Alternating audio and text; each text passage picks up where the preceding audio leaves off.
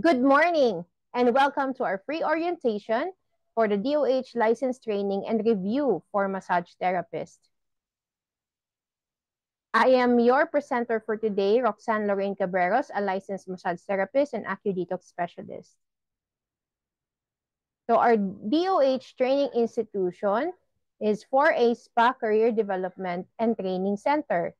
We were established in 2012 by our owner, Ma'am Lorinda J. D. Guzman, also a licensed massage therapist. Our aim is to provide quality, accessible, and affordable training opportunities for world-class programs and services. Please take note, we are also the first and pioneering institute that is accredited by the Department of Health. So our team comprises of our president and owner, Ma'am Lorinda de Guzman, our head trainer, Ma'am Lalaine or Lailani Viel P. Alubalang, also a licensed massage therapist. The owner of G3 Pramastef Health and Wellness Center located in Davao. And our assistant trainer, which is me, who's located in Iligan City. Why do we need a DOH license? As mandated by the Sanitation Code of the Philippines under Presidential Decree 856, Chapter 13, it is stated here in Section 59, definition of terms, that a masseur or a massage therapist should be duly licensed by the DOH, signed by the DOH Secretary. So here are the details of the Sanitation Code of the Philippines. Okay. So for those who have existing spas, they should comply with the standards that are set under the law. On Section 62 of PD 856, Chapter 13, it is clearly stated that massage therapist or masseur must have a certificate of registration from the DOH CEMT. CEMT stands for the Committee on Examiners for Massage Therapists. In line with that, they also have to possess a updated health certificate, or what we all know as health card, issued by our city health office. And at all times, when on duty, they must have a clean working garment. DOH CEMT, who are they? Committee of Examiners for Massage Therapy. So they are formed to be able to regulate the training institutions, and also they are responsible for giving out the certificate of registration signed by the Department of Health Secretary. So again, their objective is to regulate the practice of massage therapy in accordance to the provisions of the Sanitation Code of the Philippines, PD 856, and Executive Order 102 of 1999. That is the reorganization and streamlining of the Department of Health.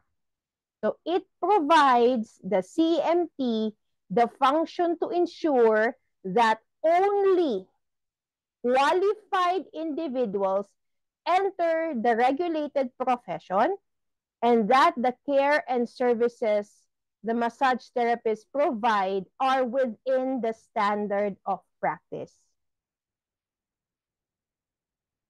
DOH CMT versus TESDA.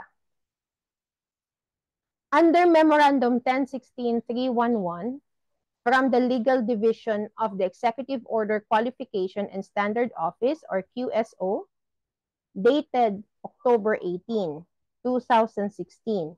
So here, the subject was requirements of the Department of Health relevant to the harmonization of the training regulations, or TRs, of TESDA and DOH massage therapists in the Philippines, and review of draft of DOH administrative order.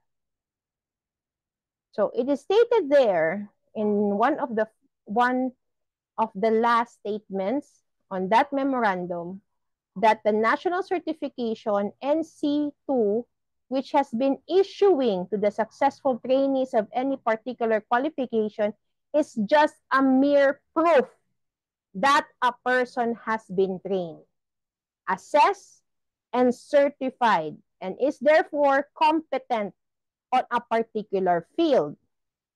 It can not equate to the license or authority to operate a business or profession. That said, NC2 may be presented by the holder as a proof of qualification to any institution that may require his services or before which the holder is applying for a particular job. So, same lang yan pag tayo po ay graduate sa isang kurso. So, at least alam ng ating employer, future employer, na may alam po kayo sa trabaho. Okay? Pero yung license to operate, equal din yan sa PRC. So, ang difference ng kasi is the qualifications. So, PRC, professional, by the word professional, regulating authority. Okay? Or, yeah, it's a regulating authority for those courses na 6 years or 5 years in the bachelor's degree or Bachelor of Science. Okay? So, sila college level. So, ang difference lang sa CMT is yung minimum qualification natin is number 1, 18 years old. Number 2, pwede naman high school graduate or ALS or ASL, di ko sure. So, anyway, yun lang yun. Okay? So, huwag na natin i-complicate yung sarili natin. Kung gusto tayong magmasahe as a profession, panghanap buhay, okay? So, kung hanap buhay mo yan, for livelihood mo yan, then be a licensed massage therapist. Pero, to get to understand or to be trained for that particular skill, pwede po kayo sa TESDA. So, TESDA only have 2 courses available, which is the basic massage therapist. Yung tinuturo lang yung basic Swedish massage. Okay? So, ang sa isa pa is traditional hilot wellness. Hindi po yan traditional hilot. Hindi po yan hilot. Hindi po kayo manghihilot. Okay? Iba po ang traditional hilot practitioner sa traditional hilot wellness. So, ibig sabihin, isa lang po ang skill na matutunan niyo doon sa traditional hilot wellness is related to massage. Pero kung gusto niyo maging traditional hilot practitioner, marami po yan at hindi na po yan sakop ng CMT, sakop na po yan ng PITAC.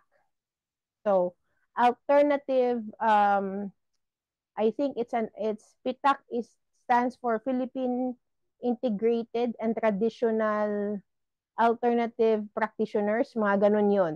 Okay?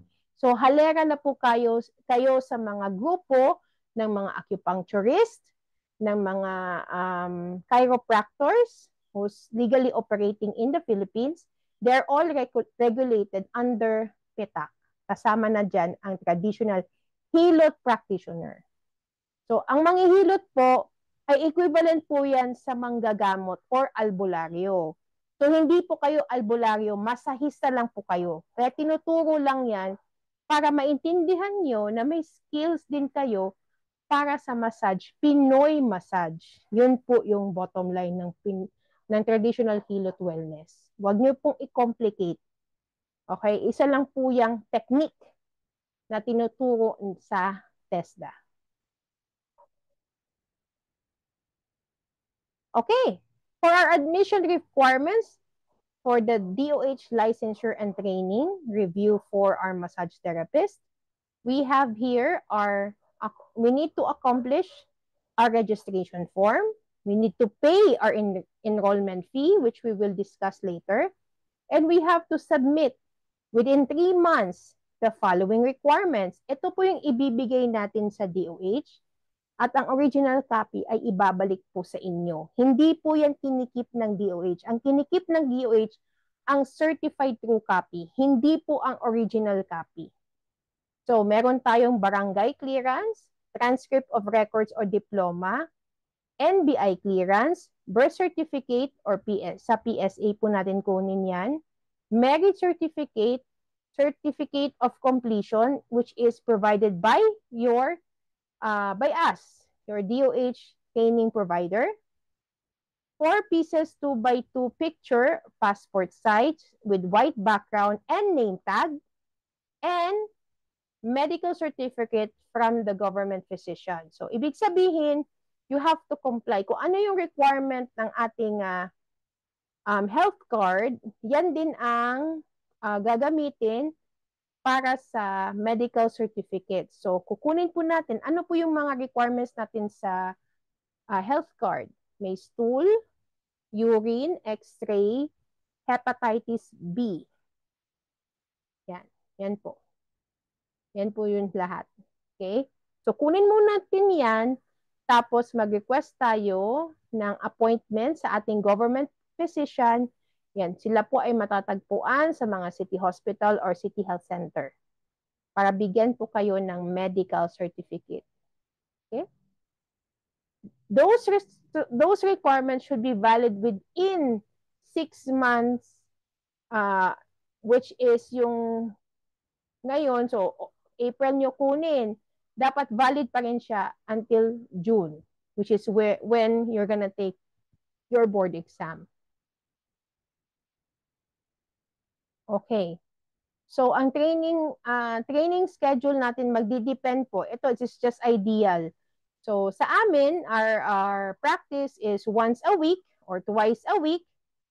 Tapos, from 8 a.m. to 12. So, it will be adjusted according sa consensus ng ating mga current. So we have here our modules or licensure work course. So module 1, anatomy and physiology. Module 2, microbiology and pathology. Module 3, introduction to massage therapy. Module 4, massage therapy application. And module 5, practice of massage. Bakit natin tinuturo yan?